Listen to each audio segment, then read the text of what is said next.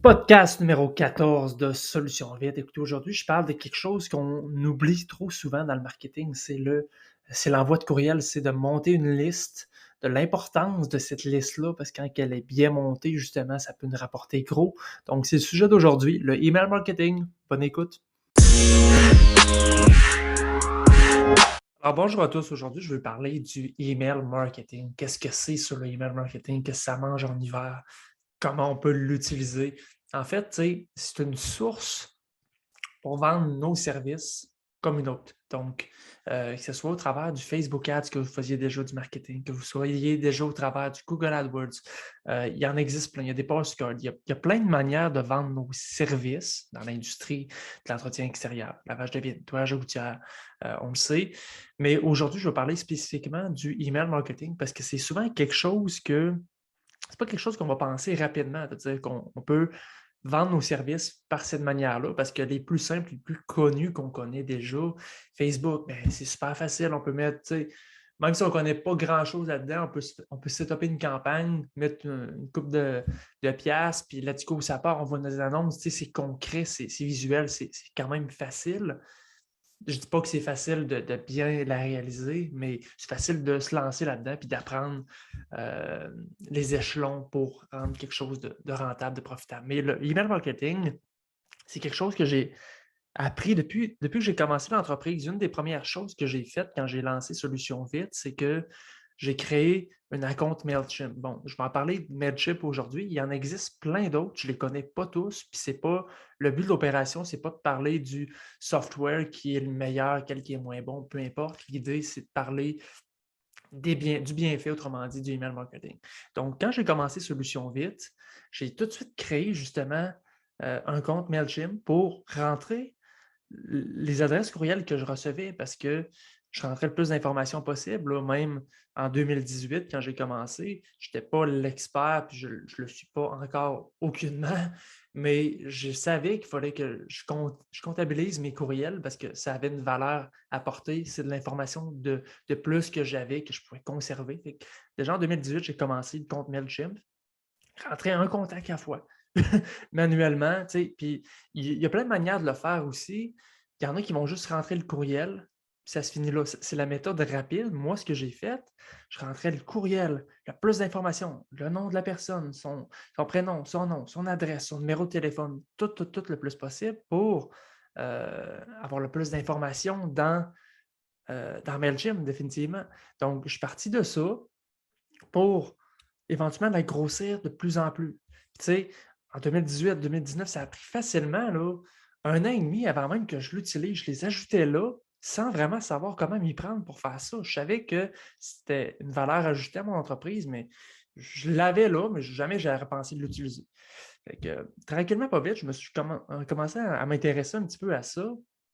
Puis, je ne veux pas parler des stratégies pour faire des campagnes, quoi que ce soit. C'est vraiment plus général du bienfait d'avoir des courriels comme ça en vente.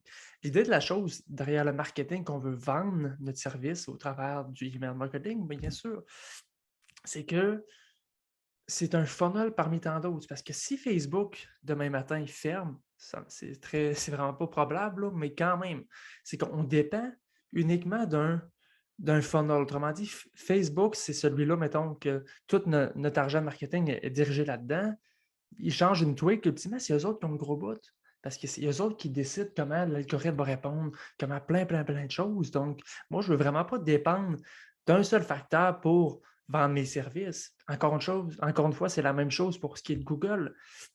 Moi, je suis plus dans le genre de répartir un petit peu de niveau peut-être égal euh, la manière dont je mets en marché mon service. Donc, j'ai du Google AdWords, j'ai du Facebook Ads qui roule, j'ai du email marketing. C'est quelque chose qu'en 2022, je mets de plus en plus de l'avant. J'en ai fait en 2021 pour Solutions Web, mais là, on est en 2022.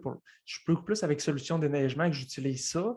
J'ai du Facebook Ads qui roule également, mais la valeur ajoutée, je le réalise tellement là, du email marketing, parce que ça reste que c'est vos clients déjà, parce que c'est pas, à moins qu'on ait acheté une banque de données d'informations, puis que là, c'est une autre possibilité.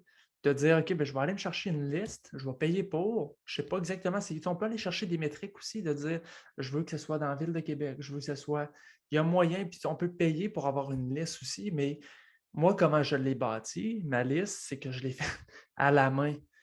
Des gens qui m'ont contacté, que j'ai conservé leur courriel, j'ai toutes leurs informations dans Mailchimp. Et ça a été long à bâtir cette liste-là parce que c'est tout manuellement, je n'ai pas une tonne de clients sur Mailchimp, j'en ai 930 actuellement. Je vais retourner voir, vous le dire, le chiffre à jour. Là, ça fait carrément 3 ans là, que je la bâtis. C'est ça. J'en ai 930, mais je donne des chiffres. C'est pas vraiment quelque chose qui est réaliste dans le sens, si on achète une liste, c'est pas les ouvertures qu'on peut s'attendre à avoir, mais moi, justement, vous donner une idée là, comment c'est gros. Mes dernières campagnes, je l'ai en face, là. Un taux d'ouverture 64,3 en mars 2021. Un univers chargé s'annonce novembre 2021, 64%.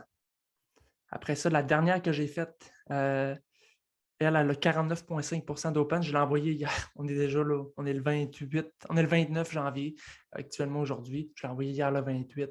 Donc, ils n'ont pas fini de s'ouvrir encore, mais quand même, 49% d'ouverture, c'est que versus Facebook, là, on va targeter. Il y a moyen de targeter justement du monde qui ont aimé notre page, peu importe, c'est pas ça le point, mais c'est que en ayant une liste comme ça, c'est des gens qui ont déjà pris contact avec nous, donc qui ont un intérêt d'une manière comme d'une autre, spécialement dans l'entretien extérieur, c'est que ces personnes-là ont tous des toits sur la tête. Donc, pour le déneigement de toiture, moi, j'ai toute l'information, mais c'est pas dur de, à ce moment-là, partir. Tu reach 930 personnes en un coup parce que justement, ta campagne est bien montée. Ça, c'est un autre aspect, mais c'est d'apprendre ce côté-là, comme dans le podcast précédent où je parlais du 10, du 100 et du 1000. Bien, ça, c'est quelque chose qui est intéressant à geeker, à apprendre, à absorber l'information de comment bien monter une campagne d'email. C'est tout ça qui est beaucoup plus important que d'aller faire la job en soi. Donc, tu sais, encore une fois, c'est quelque chose qu'on peut dépenser de l'argent puis justement euh, engager quelqu'un pour faire ce genre de job-là. C'est quelque chose qui se fait, qu'on trouve facilement, mais moi, c'est quelque chose que j'ai décidé d'apprendre parce que ça a une valeur tellement ajoutée parce que, ultimement, c'est moi qui envoie l'information, donc je veux savoir comment m'y prendre. C'est comme j'ai bâti mes sites Internet aussi de A à Z moi-même. Tout ce genre d'informations-là, tu sais, puis vous allez le voir au travers des podcasts aussi, puis si vous ne l'avez pas déjà réalisé, je ne suis pas quelqu'un qui va parler, par exemple, de OK, ça c'est le meilleur squeegee, ça c'est le meilleur waterfed pole. Je ne suis pas là, je ne sais même pas moi-même c'est quoi au juste. Mais j'ai une idée générale, j'ai des outils de travail, mais là n'est pas le point, c'est qu'on veut bâtir une entreprise. Après ça, c'est qu'on va avoir les ressources dans notre entreprise qui vont connaître l'information. Nous autres, on est en haut de ça. On place nos employés, on place notre monde qui sache qu'eux autres déjà connaissent mieux l'information que nous. Mais après ça, de savoir c'est quoi le meilleur waterfed pole ou le meilleur squeegee, ça, c'est pas quelque chose qui m'importe. Tant que la job est faite, c'est ça l'important. C'est un petit peu comme Adrien Barbès, dans le podcast que j'ai fait avec lui. C'est c'est le meilleur thinking à avoir parce qu'ultimement, lui, il est allé à l'école des affaires. Adrien, je pense pas, peut-être que oui, non, mais je pense pas qu'il sache même tenir un squeegee dans les mains. Le gars, il a le thinking, il sait comment faire des affaires, puis ça, c'est ça qui est le plus important dans l'industrie, dans le business, parce que tu as bien beau savoir tenir un squeegee et être le meilleur à laver des vitres, si tu veux vraiment bâtir une entreprise qui va durer, qui va perdurer dans le temps, c'est pas comme ça que tu vas t'y prendre pour que ça marche. C'est vraiment en ayant un thinking de la business. Puis Adrien, je trouve que c'est un super bon exemple parce que justement, il ne focus pas sur c'est quoi le meilleur squeegee pour mes gars, c'est quoi, tu sais. Lui, c'est le développement de l'entreprise, puis on l'a vu dans le podcast, allez le réécouter, je pense que c'est le podcast numéro 3 avec Adrien Barbès de Filtrenet. C'était super intéressant parce qu'il y a vraiment une mentalité sur le growth de l'entreprise, puis il y a une vision à long terme. C'est vraiment ça qu'il faut aller développer. Puis c'est comme ça que ça fait toute la différence. Encore une fois, avec Hugo Delip, on a parlé plein de choses, mais c'était vraiment pas relié à comment laver des vitres. C'est la même chose avec le podcast. Jamais je vais commencer à donner des conseils sur comment laver ou peu importe quoi. C'est qu'on grossit l'entreprise, puis on le fait bien. Comme je vous dis, c'est de le faire bien en partant. Puis pour ce qui est du email marketing, c'est définitivement, si ce n'est pas encore commencé, on se crée une liste, c'est la chose la plus importante. Créez-vous un compte MailChimp, ça coûte absolument rien, c'est gratuit, on a droit à 2000 contacts, ça coûte absolument rien. Après ça, il y a des plans, peu importe. Même moi, je ne suis même pas encore rendu là. Je suis avec les forfaits gratuits parce que j'apprends, je commence à m'intéresser à ça, mais définitivement que c'est quelque chose qui est super important parce que si demain matin, le CRM avec lequel vous êtes plante, si Facebook tombe, si Google Ads tombe, ben vous avez toujours votre liste. Ça se peut que MailChimp tombe, mais je l'ai dans un fichier CSV. Toutes ces informations-là, on les a. Il y a moyen de. Comment il s'appelle? C'est un marketeur américain qui disait, si je tombe avec 0 demain matin, puis je repars juste ma email list, c'est en masse pour moi, je vais être capable de me rebâtir juste avec une email list, parce que lui, il sait comment s'y prendre, il a geeké ça pendant plusieurs années, Russell Brunson, justement. Lui, il a vu le bienfait de ça, donc définitivement, retenez une chose, commencez à ajouter des courriels dans MailChimp ou peu importe quelle autre plateforme, puisque c'est une source que vous avez obtenue de l'information avec une lead que vous avez déjà payée. C'est souvent quelque chose qu'on ne fait pas parce qu'on a peur, on ne connaît pas trop ça. Il y a des moyens qui sont plus faciles. Facebook Ads, je pense que Google Ads, c'est encore plus facile d'aller faire du marketing là-dessus. Mais ça, je pense que c'est intéressant parce que c'est une information qu'on a. On va aller viser directement notre consommateur qui a déjà eu, lui, un intérêt pour nous autres. Donc, c'est plein de manières d'aller chercher, de mettre en marché notre service, le produit qu'on offre. Je pense que c'est super intéressant. Puis, je vois vraiment la retombée, moi, ces jours-ci, parce que justement, je commence à mettre plus de temps, plus d'énergie là-dedans. Puis, je vous le dis, monter une email list le plus rapidement possible si ce n'est pas déjà fait parce que ça a juste trop de valeur. Donc, ultimement, encore là, c'est à vous de geeker là-dessus. Si vous voulez engager quelqu'un qui va vous monter une campagne, qui va faire peu importe quoi, c'est faisable aussi, mais si on tourne au 10, au 100 pour au 1000, c'est quelque chose qui vaut très, très cher quand on se met à mettre du temps là-dessus parce que ça peut rapporter gros une fois que c'est bien fait. J'ai juste 930 contacts, moi. C'est pas grand-chose, mais avec le taux d'ouverture que j'ai et le taux de réponse que j'ai, c'est déjà super intéressant. Puis je ne veux pas acheter des listes, du moins dans l'actuel aujourd'hui même, parce que justement, la liste que j'ai est super responsive, si je peux utiliser ce terme-là, pour ce que je fais, pour les services que j'offre. Donc, c'est super comme ça. Mais retenez ça. Le email marketing, c'est quelque chose qu'il faut développer plus dans son entreprise si on veut. Ça n'empêche pas de dire qu'on arrête le Facebook Ads, qu'on arrête le Google Ads, qu'on arrête d'autres sources de marketing. Aucunement, c'est pas ça. C'est qu'on ajoute cette sphère-là à notre manière de vendre nos services. C'est quelque chose qu'il faut mettre de l'avant, qui va rapporter gros. Au final, ça, c'est sûr et certain.